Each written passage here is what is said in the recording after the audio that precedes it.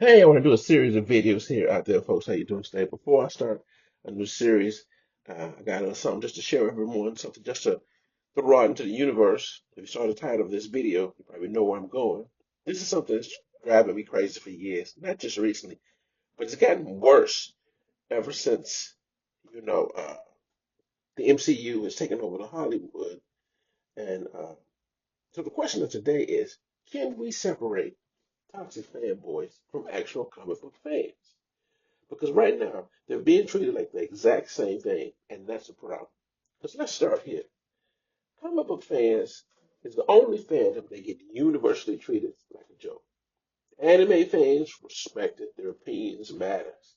Book readers respected, they're seen as the true experts.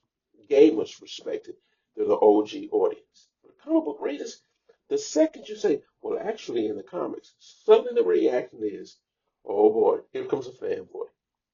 And it's the only fandom where knowledge automatically equals toxicity in the public eye.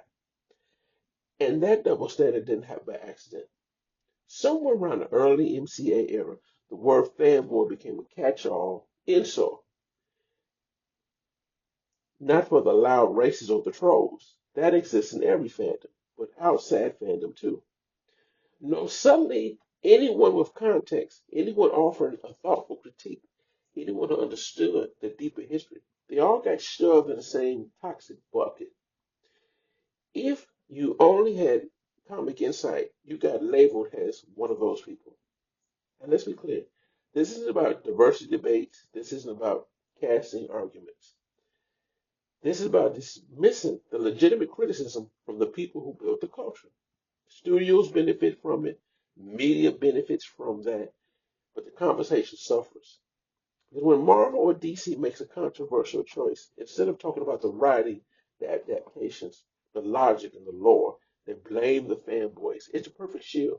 Legit criticism, fanboys. Pointing out plot holes, fanboys.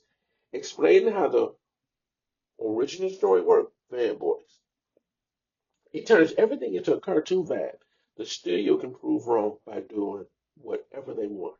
Meanwhile, anime fans get respect, fantasy fans get respect, and gamers get respect. Comic fans get the mean treatment, the pizza roll boys in the basement of their mom's house. And here's the thing, comic book fans love reinterpretations and stories. We love Elseworld. We love What If. We love multiverse stories. We've been reading the remakes since the 1950s. Every film boy, comic book fan knows that film or even animation is a different beast. We understand better than anyone that adaptations needs to change. But knowing the origin doesn't make you toxic. It just makes you paying attention. Take Jane Foster's Thor. Jason Aaron's run was one of the best Thor stories ever written. But the film shrunk it into a PR movement. All the nuisance, the cancer, the sacrifice, the unworthiness, the emotion got clipped. And when you point that out, oh, fanboys just hate Thor being a woman. And no, we read the story. We got receipts. We know what makes it great. Or Zendaya being MJ. Zendaya is fantastic. She's more Mary Jane Watson off screen than on screen. But her character is Michelle Jones, not Mary Jane Watson. That's not racism. That's accuracy. In the comics, Mary Jane was larger than life, celebrity, energy, super, super charming, big personality. The MC version is a new take. It's a good one, but it's different. But a comic book fan pointing that out is being labeled as toxic. It's just context. And then when you look at the Spider-Man No Way Home versus Brand New Day, Brand New Day in the comics was a marriage-ending, life-altering choice. Deep emotional stakes. The movie changes the meaning. Not wrong, just different. And one thing I hardly see at comic book panels, a panel about long-term comic book readers talking about their first comics, how they fell in love with the medium, their favorite runs, what shaped them, when new fans can start, how to connect. You see it in anime, Star Wars, for Lord of the Rings, for gaming, and even for cosplay, but not for comics. And the people who preserve the culture for many years deserve a seat at the table. When you dismiss comic book fans, you lose the history, you lose the context, You lose the mythology, you lose the evolution, and you lose the emotional roots. You lose generational knowledge. Comic books are modern folklore. They are American creation. They started here and deserve to be treated with respect. And here's the bottom line. Toxic fans exist, but they're not the majority, and they're not the same as comic book readers. Comic book fans analyze, critique, honor the source, celebrate the medium.